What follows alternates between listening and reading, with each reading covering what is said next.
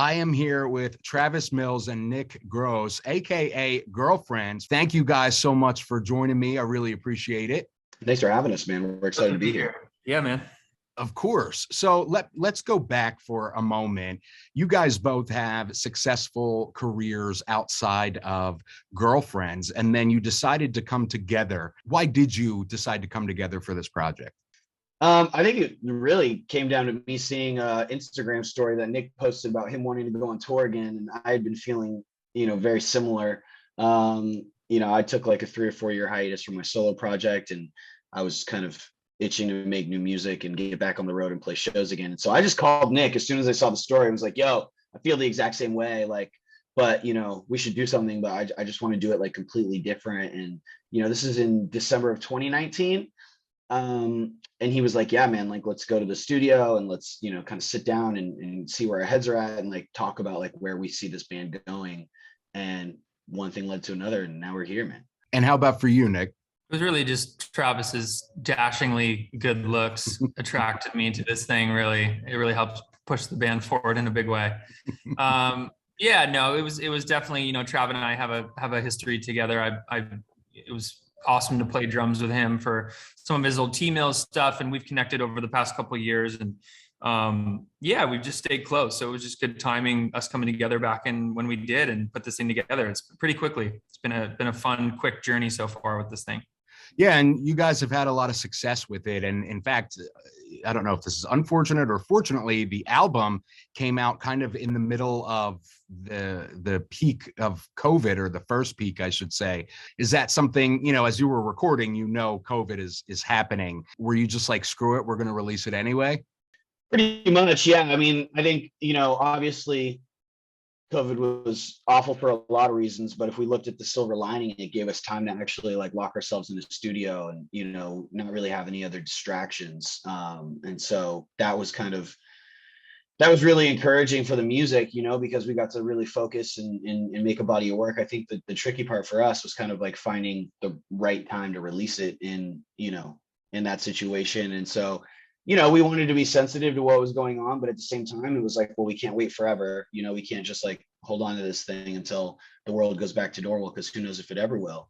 And, it felt like the right time, man. And I'm so glad we did, because I feel like, during that time, people needed and wanted, music. And I know for me, at least, like I was going back and listening to all of my favorite records in high school and kind of taking like a nostalgia trip, down like my influences and my past favorites. And so I feel like we got to kind of introduce our music to the world at a time where people needed it most.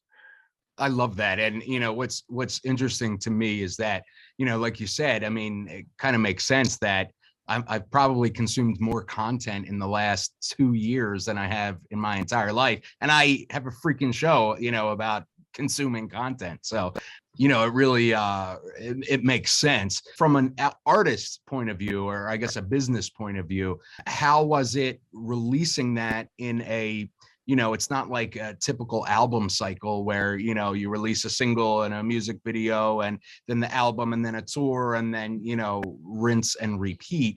Were you satisfied creatively with how you could release the project? I don't think anyone was. I mean, because usually, like when you're a band, the whole reason why we started this was to put out music and go tour, right? Like we couldn't do that.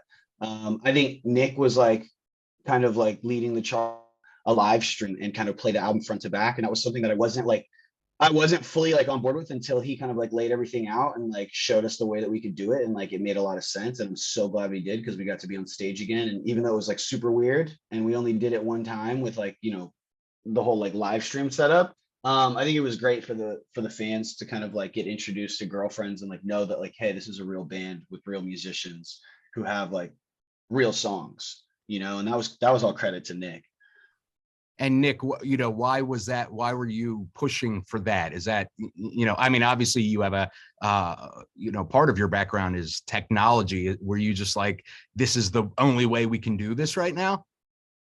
In terms of performing that first album, or doing the kind of live stream in lieu of touring, essentially? Yeah, I mean, I thought it was just really important, to Travis's point, just to show people that this was a real a real band and a real thing, and that we're not just sitting in a studio able to kind of put out music on DSPs whenever we want, and there's nothing really from a live perspective to back it up. I mean, it's really easy to create music and put something online these days, but it's really hard to create a compelling, I think, live performance that supports the music, right? And so that's what Travis and I feel like do really well, is we love playing live, and it's all about the energy behind the songs, and being able to kind of showcase that through this, live stream, I think was a good first step for sure, right? It was like what we could do, and definitely having it at the Roxy was a fun way to do it. And you guys are going to be going on tour soon. What can we expect from A Girlfriend Show? Oh man, new songs as they start to roll out. We just played a show at the Fonda last week, and we got to play our new song "Missing You," which was super fun. Yeah, we're just excited, man.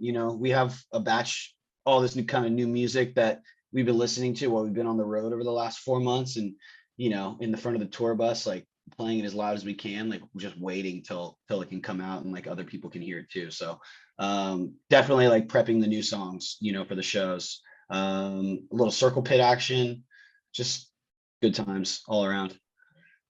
Possible inflatable toothbrushes. I'll give you that hint. I mean, it's not a party without a possible inflatable toothbrush. You know That's what I'm right. saying? That's right. Exactly. The sound of Girlfriends, did that come organically, or did you guys sit down and you were like, we want to make this kind of band? Or were you just like, hey, let's, start writing and see what we come up with? It was exactly that. It was like, let's just get in a room together and like see what comes out. And our song California was the second song we made as a band. So I feel like we kind of figured it out pretty quick. But with this new batch of music, I feel like the songs are way more refined in terms of like who we are as a band and like what we have to offer, right? I feel like our first record was kind of our ode to like the bands that we grew up like listening to and loving, and kind of taking people backwards. And this new record is definitely like trying to push this genre forward and like bring people with us, for the ride of like where this music is going to end up 5 years from now. And how about you, Nick? Yeah, I mean, I would agree. I think there were moments in the studio. We made a song called "Where Were You" in the initial batch of music. I think it was probably like the second or third song we had. And I remember speaking to Travis, going like, "Hey, man, are you sure this is like the kind of stuff we want to be putting out?" Like, I had moments where I was trying to figure out exactly what we wanted this to be, but when the music finally came out, it was like, of course, this is what we would have created. Like we grew up in the early '90s of listening to the Blinks of the world and going to the Pop Disaster tours with Green Day, and growing up with that kind of music in Southern California is I think kind of speaks to why Girlfriend sounds the way that it does, and it's super authentic to Travis and I, the style of music. I love it. And I also got to say, I love the how do you say it, the fashion-y points of creatively, like the music videos are very stylish, and Tattoo is a perfect example with the hair and the not costumes but costumes, and I just love it all, and I think it comes across as very authentic, and I think that is something that a lot of people feel is lacking today in art in general. Thank you, man. Yeah, I mean, we're just having fun. We're making the music that we want to listen to, and it's kind of a dream to be in this band right now. If you were to like tell 15-year-old Travis, that we'd be in Girlfriends, I'd be like, yeah, this is the coolest thing ever. And for Tattoo, you released a music video for it, and then now recently you released Missing You. Are these singles from this album, or are you going to release a whole bunch of singles first and then the album? What can we expect with that? Just expect a lot more new music, man. We're keeping the fans fed. We're keeping them happy, and you need more songs if you want to headline shows and sell out tours. So that's what we're building towards. Yeah, there'll be a lot more music prior to the album dropping. Let's put it that way. Yeah, okay. We're gonna be feeding a ton of music out before the actual album drops, and just getting into a good cadence of letting fans hear the stuff. I love it, and you've been keeping me fed, and I know all the fans are eating it up. I mean, and it's just I love what you guys are doing, and I think your love for it comes across in what you do. You know what I'm saying? Thank you so Thank much, you, man. Yeah, Appreciate that. we're stoked. We're stoked on this next iteration of where we're going, and the second album is going to be awesome. We're pumped. Awesome. And I'm looking forward to it. Quickly, your side or your, I hate saying side projects, but your other parts of your life. Travis, you are still doing Ghosted, which I got to say, I bought this house, I was telling you, and I put it on thinking it was going to be like background, like, oh, I'll pay attention to it, like while I'm unboxing boxes. And like 3 hours into binging it later, I'm like, no, what, you can't do that. What are you doing? And such a great show. Season 2 is out now. Are you doing more with that in the future? I'm actually filming a new MTV show right now. I can't tell you what it's called, but I'm just wrapping up filming on it. It's a brand new show. It's close to Ghosted, but a little bit different. And I feel like it's even more dramatic and messy and just fun and just wild. Sometimes I'm like, man, how do people get themselves in these situations? But I guess that's where I come in. So yeah, finishing shooting a brand new season of a new show that I'll probably be able to talk about very soon. Awesome. And Nick, for you have your hand in so many things as well with, your businesses, and you do a lot of philanthropy work. What is going on in the other parts of your life outside of Girlfriends? Yeah, man, I try and point everything that I do in my life back to Girlfriends as much as I can. I think the benefit of having multiple platforms of things that Travis and I both do just allows us to build a bigger boat to support the music. So yeah, I have a for-profit company called Find Your Grind that's building digital curriculum inside the K-12 education space, helping kids kind of discover more about who they want to be, where they want to go in the world.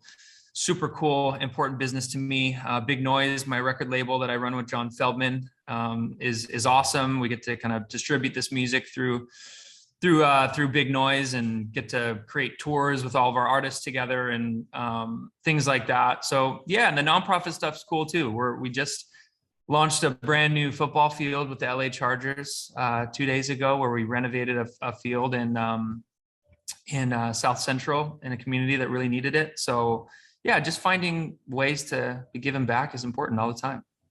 And I love that. And, one of the things I love about artists like you guys is that, all of these different projects that you do, somebody might come from the philanthropy side and know you through that and discover Girlfriends, you know what I'm saying? Or the opposite or whatever, so it's cool that I love that, you both are such creative forces that you're able to do all of these projects successfully, especially. So kudos to both of you for that. Appreciate you, man. Thank you. Of course. So I'm looking forward to more Girlfriends music. I'm eating up what you guys have been feeding us, and you're hitting the road with Mod Sun. How excited are you guys for this? And you were doing it recently, right? Yeah, we just went on we had a tour, the Big Noise tour with Mod Sun and Tyler Posey, and we did that back in September, October. Mod's actually, I believe, coming out with a new record in the next couple months as well this year. So shout out to him and the music he's creating. But yeah, we're figuring out the exact touring plans for Girlfriends in 2022. It's definitely going to be something happening this summer and definitely something this fall. So yeah, we're excited to announce that stuff super soon. Awesome. I can't wait. We'll keep everybody posted on all of our outlets. And thank you guys.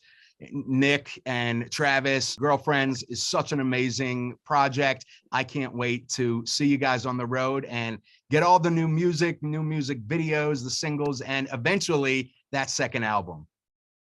Hell yeah, Kyle. Yeah, man. Come to a show, man, on the East Coast. We'll see you there. Absolutely. I'll be there. All right, brother. Well, thanks for taking the time, man. We really appreciate it. Thank you guys.